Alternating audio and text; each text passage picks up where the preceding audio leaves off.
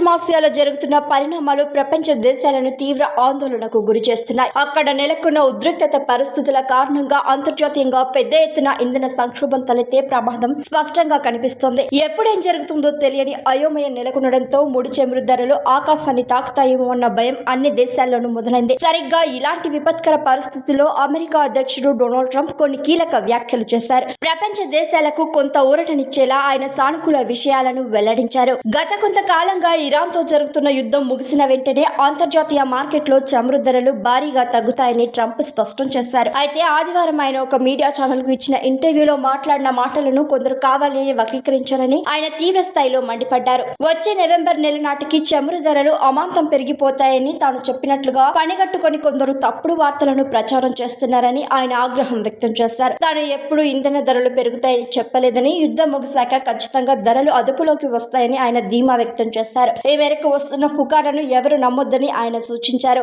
ఇదే క్రమంలో చైనా గురించి కూడా ట్రంప్ ఆసక్తికరమైన విషయాలను పంచుకున్నారు. తమ సొంత సోషల్ మీడియా ప్లాట్ఫామ్ అయిన ట్రూత్ సోషల్ వేదికగా ఆయన ఈ విషయాలపై స్పందించారు. ప్రస్తుత పరిణామాలతో చైనా చాలా సంతోషంగా ఉందని ఆయన పేర్కొన్నారు. దానికి బలమైన కారణం కూడా ఉందని ఆయన చెప్పుకొచ్చారు. వాణిజ్యపరంగా ఎంతో కీలకమైన హార్ముజ్ జలసంధిని త్వరలోనే శాశ్వతంగా తెరిచి ఉంచేలా తాము చర్యలు తీసుకోబోతున్నట్లు ఆయన ప్రకటించారు. ఈ నిర్ణయం వల్ల ఒక్క చైనాకు మాత్రమే కాకుండా యావత్ ప్రపంచానికి ఎంతో మేలు జరుగుతోందని ట్రంప్ వివరించారు. ఎప్పుడైతే సరుకు రవాణాకు ఆటంకాలు లేకుండా సాఫీగా సాగుతోందో అప్పుడు అన్ని దేశాల ఆర్థిక వ్యవస్థలకు అది ఎంతో లాభదాయకంగా మారుతోందని ఆయన విశ్లేషించారు. ఇరాన్ వ్యవహారంలో చైనా తీసుకున్న సానుకూల నిర్ణయాన్ని కూడా ట్రంప్ స్వాగతించారు. ఇరాన్ దేశానికి ఎలాంటి ఆయుధాలు సరఫరా చేయకుండా ఉండేందుకు బీజింగ్ అంగీకరించిందని ఆయన వెల్లడించారు. ఒక రకంగా ఇది ప్రపంచ శాంతికి ఎంతో దోహదపడే అంశం. ఈ విషయంలో చైనా అధ్యక్షుడు జిన్పింగ్ తాను కలిసి ఎంతో సమన్వయంతో పనిచేస్తున్నామని ట్రంప్ స్పష్టం చేశారు. అంతేకాకుండా రాబోయే కొద్ది రోజుల్లోనే